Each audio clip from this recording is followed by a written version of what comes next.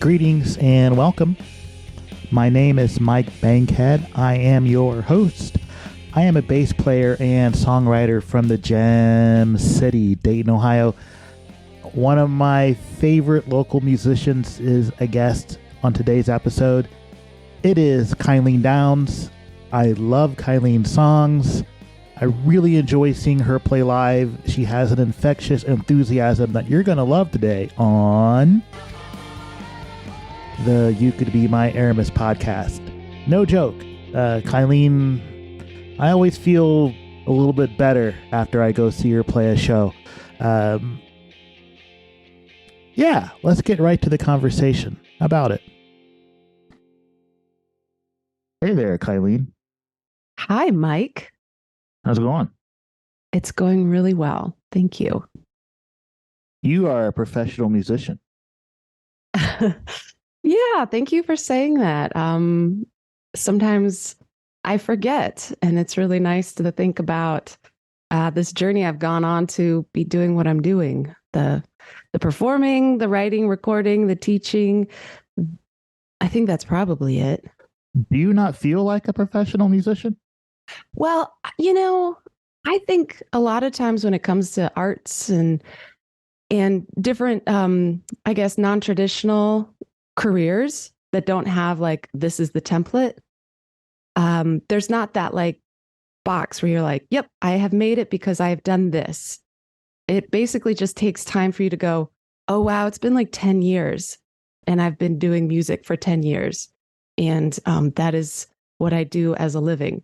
So it kind of just takes time to go like, oh, yeah, okay. And it's nice to remind folks that there are different paths to making one's living through music in the business. So we're going to get into yours a little bit. How about can you officially introduce yourself to those listening? Yes. So my name is Kyleen Downes. I am a musician based out of Dayton, Ohio, for the past about 10 years. I went to school at Wright State University, where I got a Bachelor of Arts in Music. And that's when I started teaching guitar privately. And it was about that time, too, that I started performing in an acoustic duo and then a fun cover band, kind of dipped my toes in the water of the local music scene. And then from there, I went on, I did a Kickstarter and put out my first recording back in 2016 and have since, I guess, performed in different capacities, solo with the band, continued to write and release music. I've started some teaching programs like rock band classes for kids. I host an open mic in Yellow Springs at Peach's Grill. And that's probably a good chunk of it. I might be forgetting some little aspect of what I do, but yeah. I'm gonna try to get to all that in detail. So let's go chronologically. As far back as you can remember, what was the first song you ever heard in your life? Okay. I've been listening to your podcast, Mike. You should know that question's coming then. I knew that question was coming. And I think it is. I can't name a specific song, but it is Mary Poppins, the movie. I watched that all the time when I was younger, like, I don't know, kind of in that, you never know. I always attribute it to 5. I was like, I was probably 5 years old. I could have been 3. I could have been 4. I actually could have been 5. So that's that era of my life. And I loved Mary Poppins. I loved it so much. I just would watch it all the time, sing all the songs. I actually think I just really love Julie Andrews too. Like there's something really magical about her voice because I remember in 4th grade about that time watching The Sound of Music. I remember it was a big deal because my mom let me stay up that late to watch it. They had it on like ABC or something. And it's such a long movie that I think I got to stay up till 11 o'clock to watch it. And I remember obviously favorite things, Raindrops on Roses. And we sang that in like my 4th grade little kid musical. And I love that song so much. I was like, I hope the teacher gives me a solo. I'm going to sing it.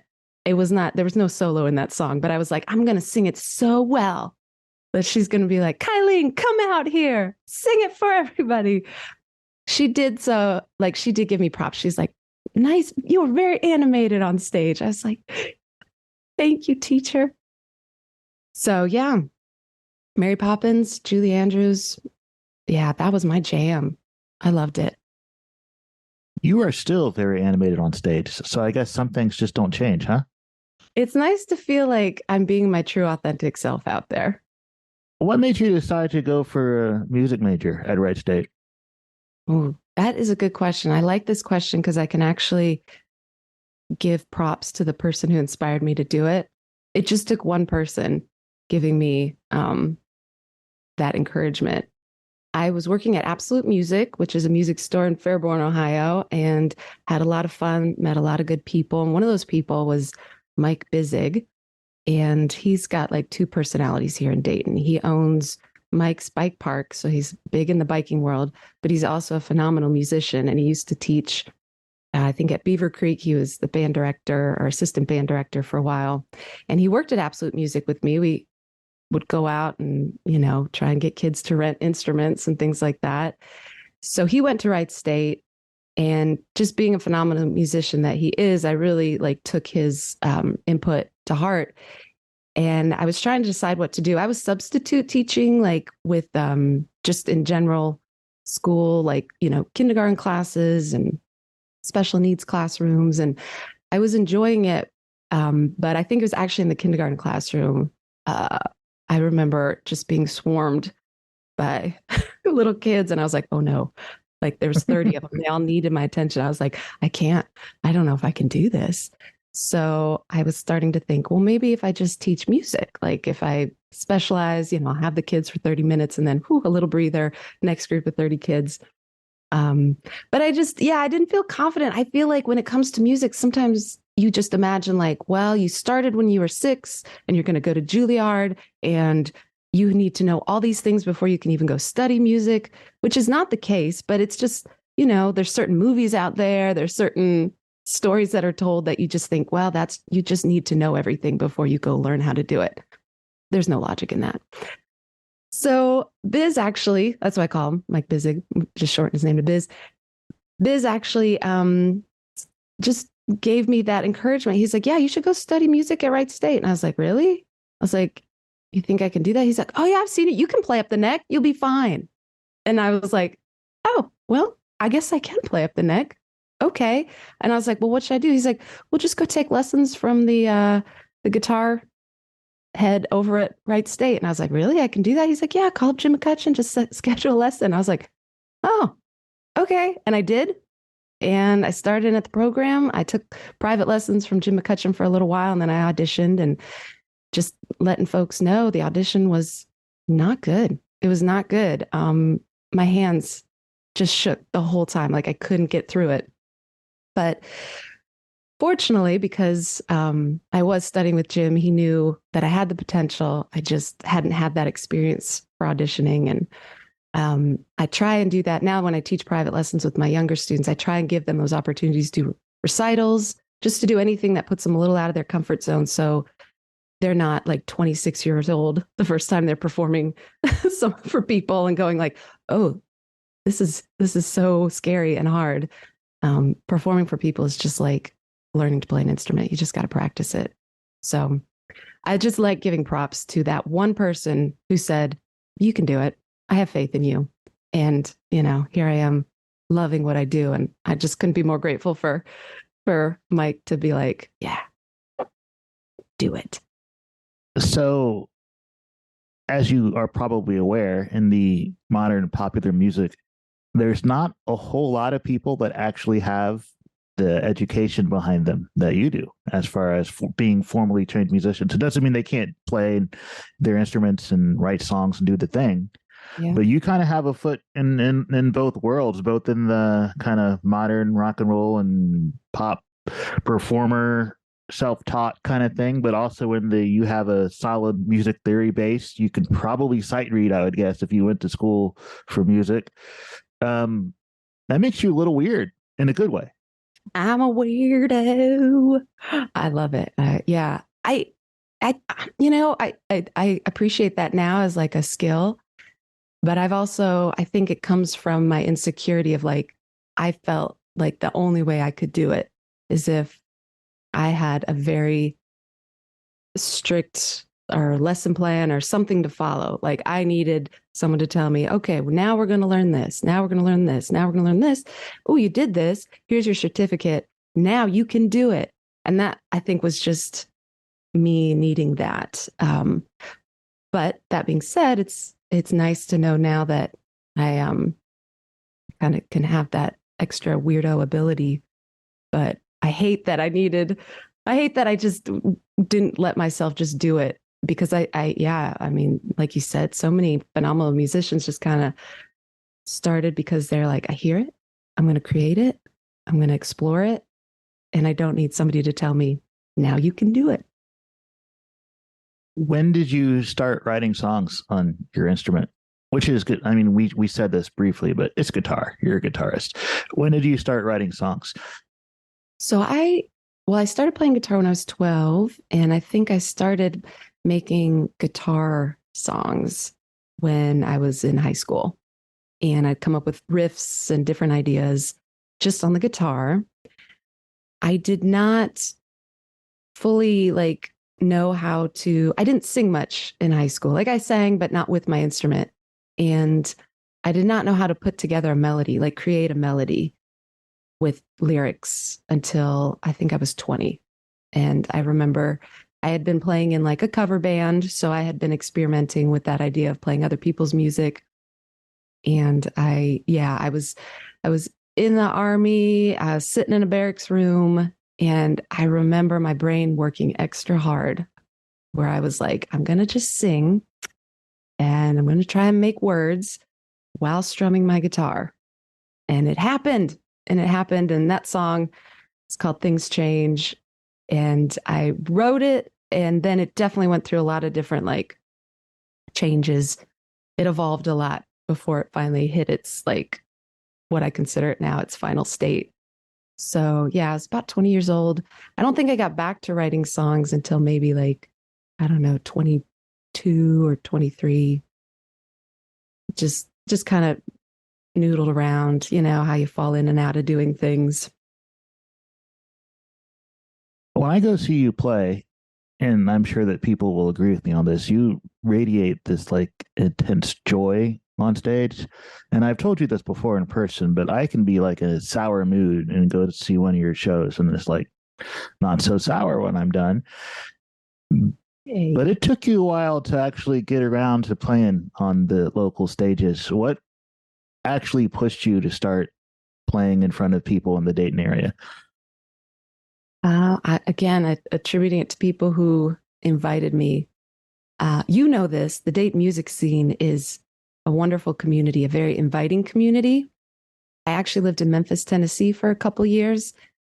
And even though I connected a little bit with some of the musicians there and I did work at a music store, nobody ever asked me to come and like play or, oh, show me something you're doing. But as soon as I moved to Ohio, like all the people at the music store were like, oh, what do you like to play? What do you do? There was a guy that taught at Absolute Music, Gary Ball, phenomenal musician and songwriter, and he was looking for a new duo partner. And he just invited me to play. So I was like, okay, this seems fun. And then working at the music store, I made good friends with Stevie Mack, and he's the one that invited me to come play in a cover band. They needed another guitar player. So got my foot in the door there, you know, those little baby steps.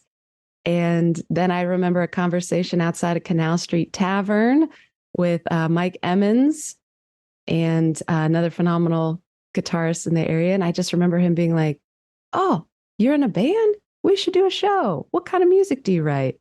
And I just remember that conversation being like, oh, people care. People are interested. Well, maybe I'll just keep coming out and finding different places to play and hanging out with these new people that I consider my friends. I feel grateful to have come to Dayton. I only came because my mom lived here. She retired from Wright Pat. So, yep, another amazing, like a little butterfly moment where you're like, I'll come here. And then life change.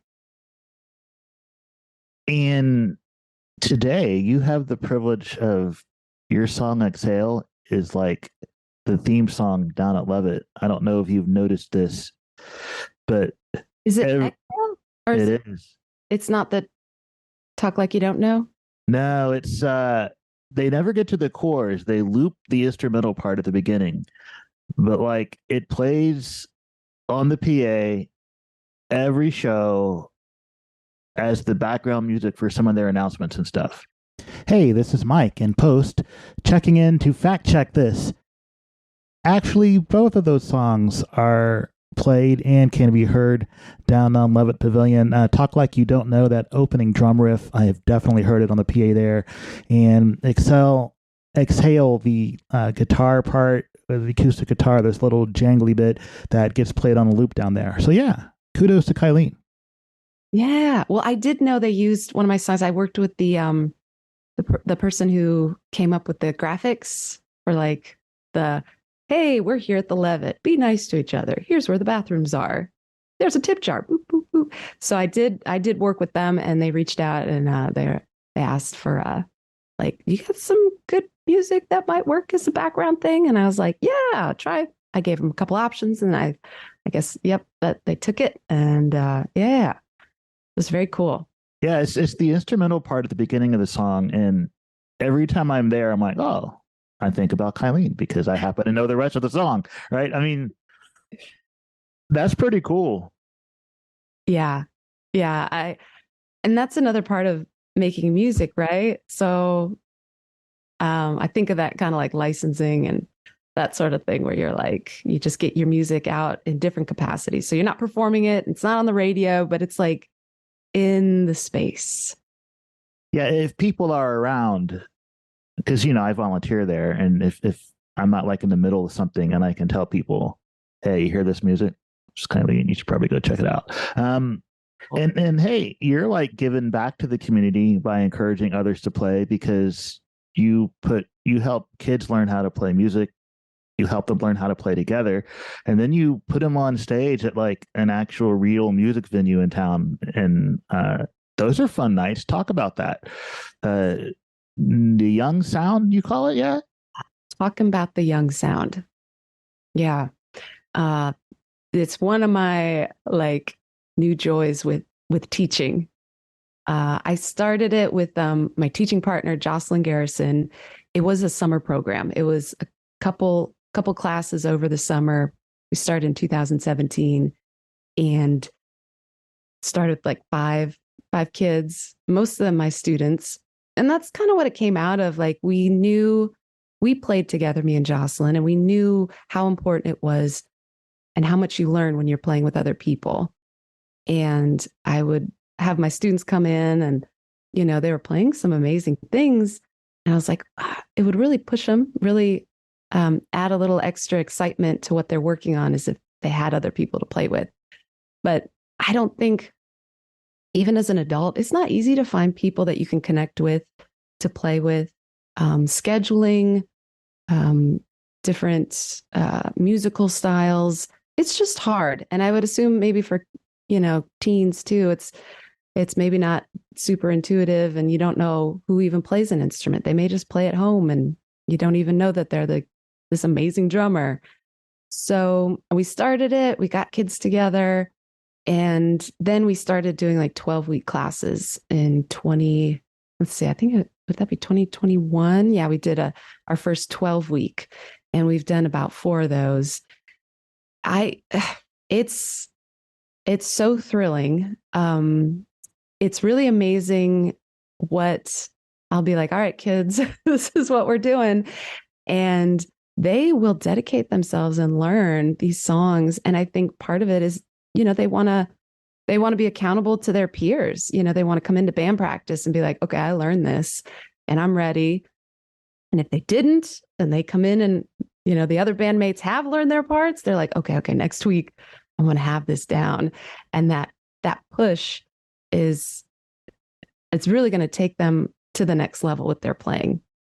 So the idea of getting them on stage was just like, I mean, what's more exciting than playing a show? Like for me, that I love putting together shows. I love playing shows. I love the after show of like, we did it. So it just, yeah, I reached out to Yellow Cab, and Yellow Cab Tavern was happy to host. Phenomenal people over there, a great space for the families too. And the kids get the real deal experience. This is the fifth class. They're getting ready to have a show at the end of April. And we're just like, I've watched these young musicians grow too. So they're the caliber of like the material they're doing is like upped, and their stage presence is upped. So they're even now working on those cool like transition things. I mean, cool things that I don't even get to do with my band, where I'm like, we should do that. And we don't. But in the class, I'm like, all right, you guys already know the songs. How are we going to like make your performance just epic? And they're really getting to experience that.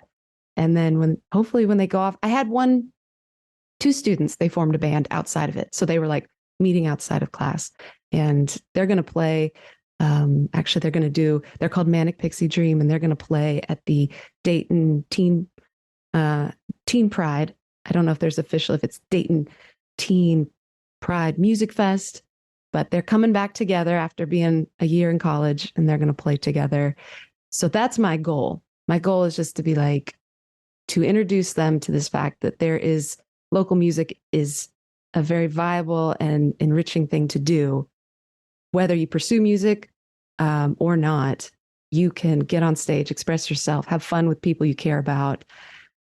I'm just hopefully giving them the tools to know how to keep doing it. And what do you even do? So we touch on a lot of that, like little stuff too.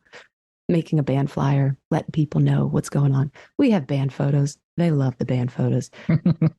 They know how to pose. They're like, yeah, they just look so cool. Well, they grew up with cell phones with the cameras on them, so they know what they look like. They're like, if I do this face, that's cool. Yeah, I hate posing in front of cameras. That's got to be a generational thing. Let's get into your songwriting, because you do that, and so you do so much stuff. It's just like hard to cram it all into one conversation. You're doing a good job, Mike. You're like, I'm trying to keep it moving, but also not like feel rushed. It's a fun challenge. You've got an EP and two full lengths, and then you put out a single, and then you had Icicle remix a single. So let's start with, all right, so Kyleen's going to write right now. What's the first tool you reach for? Okay. Generally, the guitar. Definitely when I first started writing the guitar, because that was the only way I knew how to like make music. Occasionally, I will be doing something mundane and I might hear a melody. I might be able to pull something out after my musical training. That's become easier. And then I take that melody and I go find it on the guitar. I'm like, okay, well, what am I singing? Let me find it on the guitar, and then I can maybe figure out how to harmonize it, come up with some cool chords. But I often here lately, I play with a looper pedal. So the looper pedal sometimes has been a really cool writing. I was going to call it a utensil. My looper pedal. Yeah, that works. It's like this little fork that I step on and it plays music back to me. Yeah. So the looper pedal is great in the way that I can layer some ideas and then improvise over that. And then I start to find things. That's been a very cool tool that I've been using. And that's kind of happened here lately, because I should be practicing my actual set. And then I'm like, I'm just going to have some fun with the looper pedal. And then I'm like, oh, new song, reach for the voice memos, record it. And the second step, though, is the hard part. I don't know how you are with finishing songs, but I struggle with that immensely. And I really have to I have to have that discipline when it comes to finishing the songs. And it kind of is sad, right? Because you come up with this idea, you're like, this idea is so cool. And then when you really sit with the idea, that's when the brain starts going, is it cool? Do you like where this is going? Maybe it's not cool enough. Yeah, it's lost the magic. I thought it was more magical. So I have a hard time with that through the whole recording process too, because then after you start recording, you're like, have I just heard it too much? Do I just, is it just getting stale? I don't know. So Yeah. How do you do finishing songs? Are you pretty you I finish them, do you even if they're not good. Look, if they're not good, you're just never going to hear it, Kyleen. Oh, well, that's good. There's That's plenty of them that I have that nobody's ever going to hear. that's good. It gets them out of the way maybe too. Because yeah, sometimes in this day and age too, you have an album and I always wonder like when I've put out the albums, I'm like, there's certain songs that just I don't play them out, you know? So it's like I did it, it's out there, maybe some people like it, but yeah, I don't know. It's a weird thing to think about because each song you're like, my baby. And then sometimes they just don't get the same attention as, another song. And I think that's okay. All right. It is okay. I think that you have to write the bad ones to get to the good ones. Mm. And that requires finishing it, because once you finish, you can look back and say, oh, that's not really good enough, but hey, I gave that idea a shot. Then you shove it off to the side. And if there's anything you can recycle from it, nothing says you can't like dissect the corpse of one of your old songs and reanimate part of it. Well, how do you decide when you're done? Like you said, you have a hard time finishing, but obviously you have 3 records out, so you have finished plenty of songs. And I've heard you play stuff live that's not on your record yet. So how do you know when you're done with something? You know, I know you asked this question too, and I honestly I don't know. Like That's why I ask. Everyone's got a different answer. yeah, I think it can be different for each song. I'm trying to think of the most recent one. So I wrote one song. I came back from a long trip to Greece with my mom. It was amazing. When I came home, it just felt good to come home too. I sat down with my guitar. I wrote a song. I just turned on the recorder, recorded it, came back and listened to it. And I'm like, that's it. That's the whole. I don't need to add anything. I have sometimes shared stuff with other people. And that's kind of nice too, other songwriter friends. And sometimes they'll give me I think it feels good. Or, yeah, a bridge would be fantastic.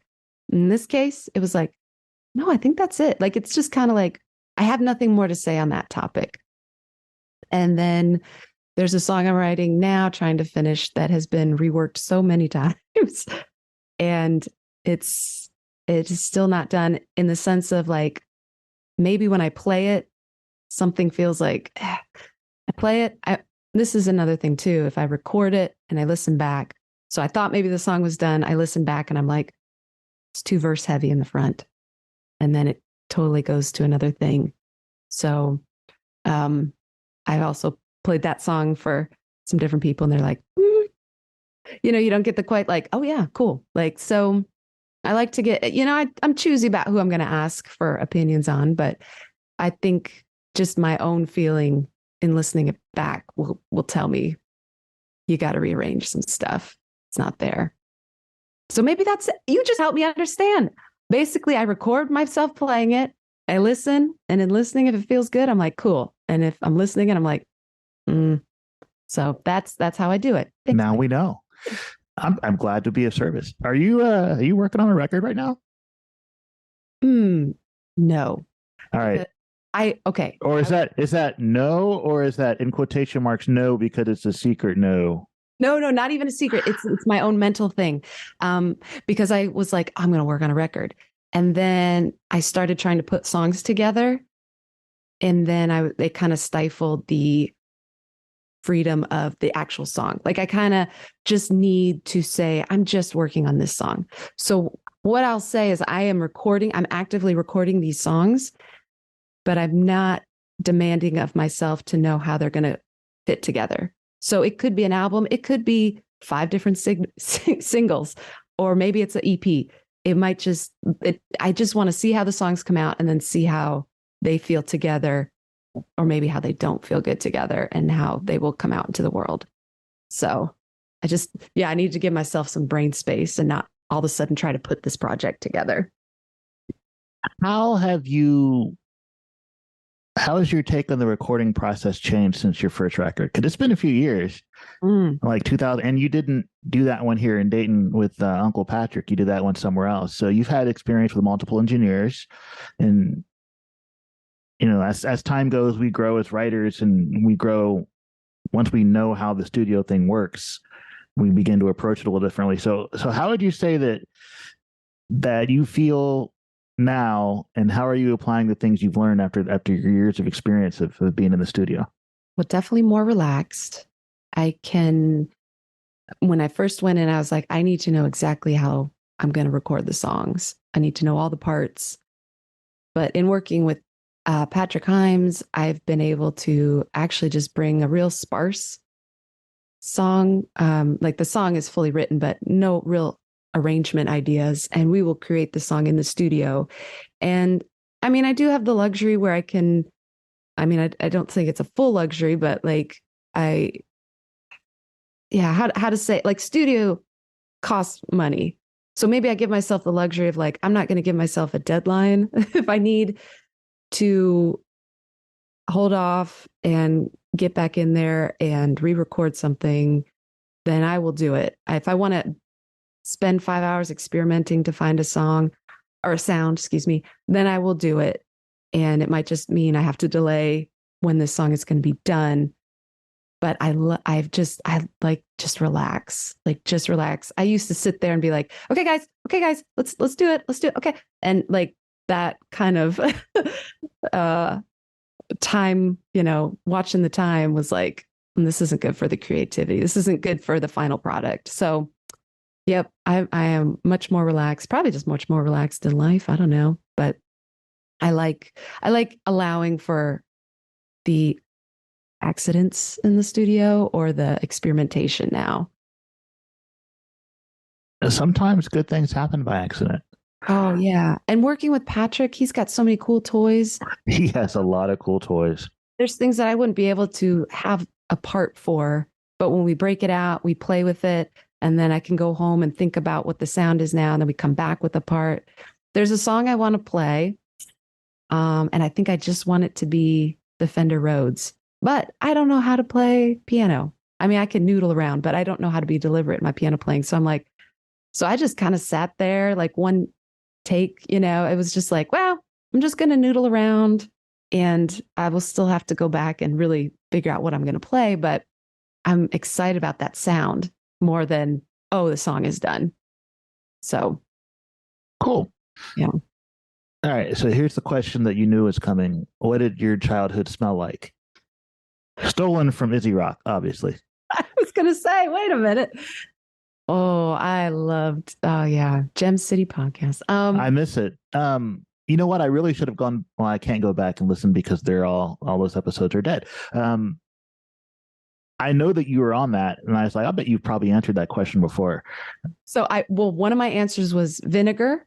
I have a very distinct memory. It's kind of a scary one because I think there was something like some old like horror movie like Frankenstein or something. It probably wasn't even scary, but I was a very scared kid, like anything. Like The Little Mermaid freaked me out in certain scenes. So I remember being a little nervous, and I remember the smell of vinegar. I'm sure my dad was cooking something up or cleaning something in the kitchen. So I remember vinegar, but I feel like there should be a fun smell, something that's not scary.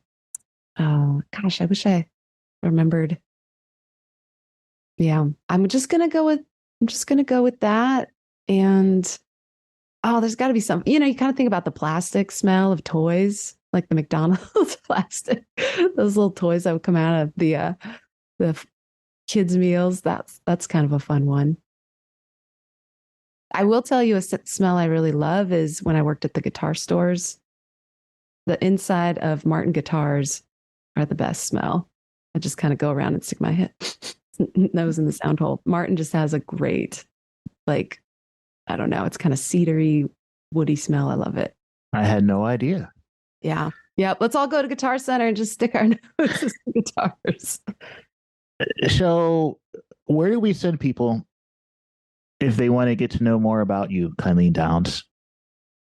I think my website is great because it's got links to everything else. So that's just my name, KyleenDownes.com. And it's got a little about if you want to read about my bio, and it's got some videos, and then it's got links to Spotify, Apple Music, all the streaming stuff, and then also my social media.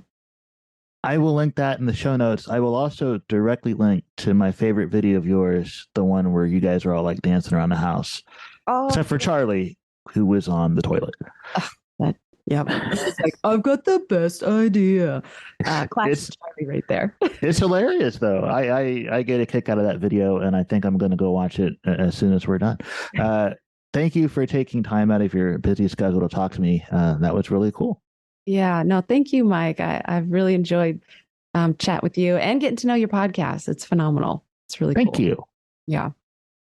Once again, thanks to Kyleen Downes for joining me. Hey, folks, if you listen to music on streaming, her records, her music is on all of the streaming services. Go find her songs, listen to her songs. If you're in the Dayton area, do try to catch her live. This episode is brought to you by my new single, Latent, which was released 1 week and 1 day ago today, last Tuesday, the 25th of April. So, if you're on streaming services looking for Kyleen's music, I'd encourage you to spend the 2 minutes and 30 seconds to listen to my latest single as well. Thank you for being here, dear listeners, and I am back with another fascinating guest on Friday. Bye.